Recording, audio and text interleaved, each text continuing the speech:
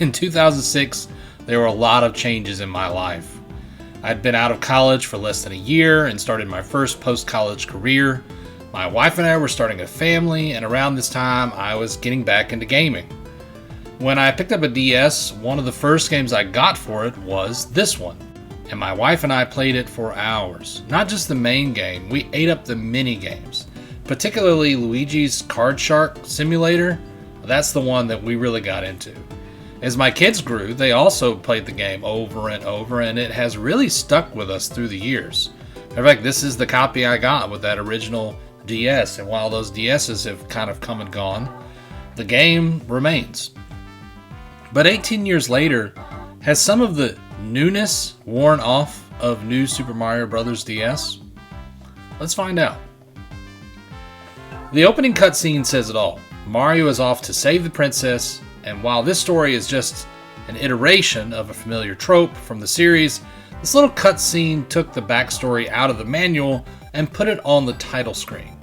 From here, we are thrust into World 1-1, and following in the legacy of Mario 3, we get to see the new special power-ups right away. The giant mushroom, growing to fill the whole screen, Mario runs down enemies and obstacles with ease. It's a fun mechanic, and depending on how you do, you can earn some extra lives. But I think I will circle back to power-ups later in the review. First, I want to focus on what this moment represented in 2006. This is the first time that Mario has been in a 2D side-scrolling game since 1992. The game instantly feels like a Mario game despite the time the plumber has been away from the second dimension. There is plenty here for players who potentially had never even played a 2D Mario game. Wall jumping, butt stomping, and triple jumps are all here from Mario 64, so while the game does successfully marry 2D and 3D Mario, pretty seamlessly in fact, what exactly is new about the game to justify the title? It turns out there's quite a bit that's new. Let's start with the 3D models instead of sprites. This is the first 2D entry that is not tile-based. Being essentially a 3D Mario with a fixed side view camera and limited to only left and right, up and down movement, meant that the developers were able to apply more physics to the world. Mario slides further when changing directions or ducking, and the animations have more frames to them. Enemies have more physics and animations as well, more than ever. The camera, despite being locked to a 2D perspective, has more dynamic positioning options, and the game likes to show off this by scaling in and out frequently. I'm not saying that none of this was possible before, but it is easier than ever, and being easier made it more budget friendly for developers to sink time into bespoke animations. But these changes are balanced not to make the game feel too different from what has come before at the expense of alienating longtime fans. So what else does it have? Voice acting may not be new to the series, but this was the very first 2D Mario game released to include the voices.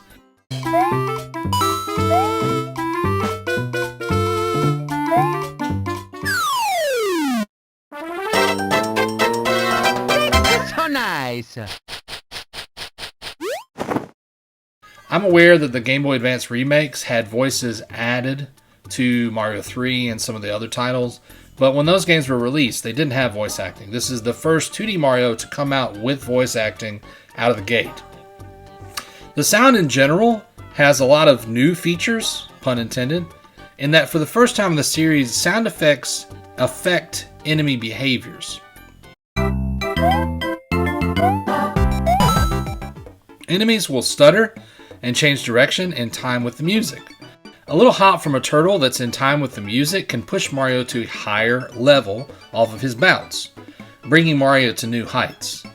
There are new songs in the game as well, themes added by Asuka Hata, Hajime Wakai, and of course Koji Kondo, and I'm sorry if I butchered those names.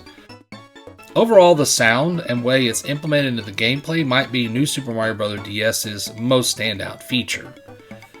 It sort of became the signature of the series as we moved into later entries. There are also new power-ups added to the series here. The giant mushroom, as already mentioned, makes Mario huge and invincible. The turtle shell power-up allows Mario to behave like a Koopa on land and swim faster underwater. The mini mushroom allows Mario to access special areas and even go different routes in the game's overall map, and also allows Mario to run on top of water. They look pretty cool on the surface, but each one of them has some trade-offs that I feel like make them a little less remarkable than they should be. The big mushroom simply is not useful for every level type. Large pits and some terrain cannot be accommodated for the increase in size. Because the power-up is always available thanks to toad houses that exclusive carry it on the map, you may wind up wasting it in a level that it can't be used in. In most scenarios, I found it was better to have a fire flower on standby than the giant mushroom. Also, essentially it's the same thing as a star, but less useful because a star can be used in any level. The turtle shell is also hard to control. It fares better than the giant mushroom, but having Mario tuck in every time you run affects jumps, and bumping off of light walls can be hazardous. It's great to handle enemies on flat terrain in a line, but so is a regular turtle shell, fireballs, and again, a power star. In other words, it doesn't really feel special after a while in that it can handle enemies in a different way than other things, and in some ways is more hazardous to use. The mini mushroom fares possibly the best out of all the new power-ups. Mario jumps higher and fits into smaller spaces. It's kind of like a built-in hard mode and is the only way to access some of the worlds. It makes some bosses more difficult to defeat, but you're rewarded in alternate routes to different places. I like the mini mushroom. I feel like it's the best implemented of the new power-ups. Still not perfect compared to some of the ones that would come before and after, but a neat little addition. Lastly, there are no flying power-ups at all. There is that little helicopter springboard thing, but it doesn't really substitute like a dedicated flying feature. And it feels like a weird choice to me in general due to the verticality of some of these levels that they wouldn't have some ability to let you fly. But that would be rectified in later entries in the series, and I guess you didn't have it in the original Super Mario Bros. Nor Super Mario Bros. 2. And, going back to that basics is definitely something they seem to be striving for, but I don't know, it just feels like a oversight to me to not have it in here. But that's enough negativity for a bit. Let's talk about the levels. They're fun and feature a wide variety of mechanics. There are very few auto-scrollers, which is a plus, and most levels are pretty short, which I personally like. There was only one point in the whole playthrough that I found a level that I just did not like. The second to last level in World 8, Castle 2. I hit this level and immediately remembered it from my last playthroughs. Not in a good way. These green tile moving blocks are always a pain, and it's not exclusive to this game. Anytime that they show up and they're an entire level mechanic, I don't like them. It's okay to have like a short section of a level revolve around them, but like having an entire level that's just you staying on this block, it's essentially a glorified auto-scroller, and I just don't really like it.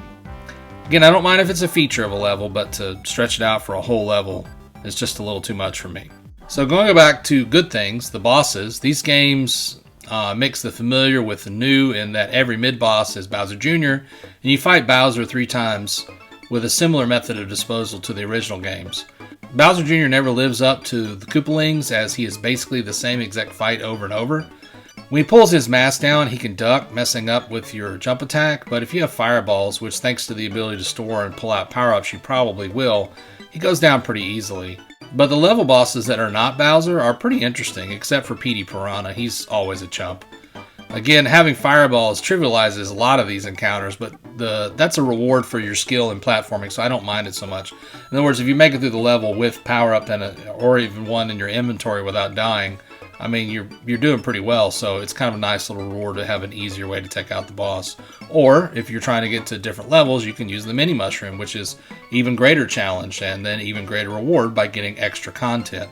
So, I don't know, I kind of like the extra bosses in this game. Again, they're not so hard that like they take a lot of time like some later bosses in this series do, but they're also not like trivialized and too short. It's pretty good balance between something like Mario 3 and something like coming in the later parts of this new Super Mario Bros. Series. To help take down Bowser and his son, there are several toad houses of different types along the way. Most of them will require you to spend challenge coins, which are special coins in each stage. 3 can be found in every level. There are plenty of them, and getting every one of them is not necessary for the game. It's not hard to get enough to, to have enough that you need for toad houses.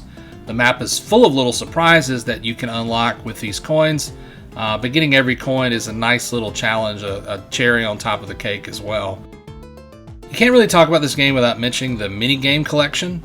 It's the same one that was in the Super Mario Bros. 64 remake that came out on the DS, but that doesn't mean it's a bad thing. It just means that they included more functionality for the touchscreen.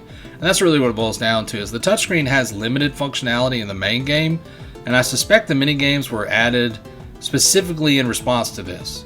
And like I said, my wife and I spent a lot of time playing the poker with Luigi, but most of the games are pretty forgettable little time killers. They're kind of like mobile games of today, I guess.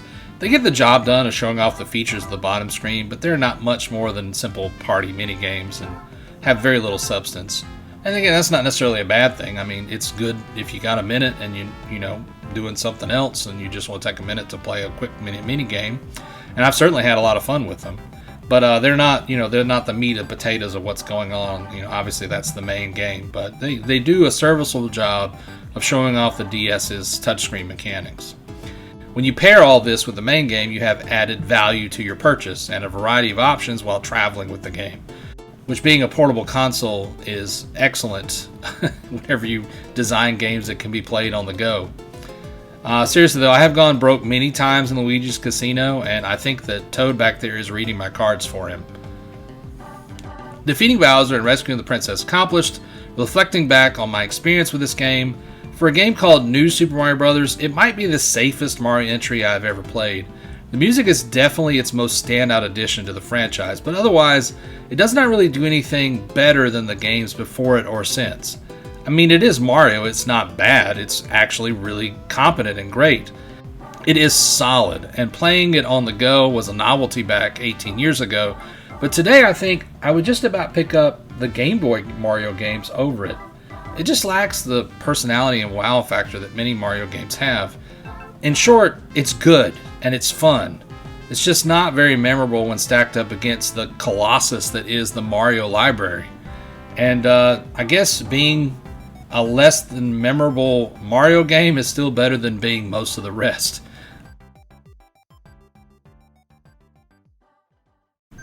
I want to thank everybody for watching the video, and I hope that you take the time to like, share, and subscribe.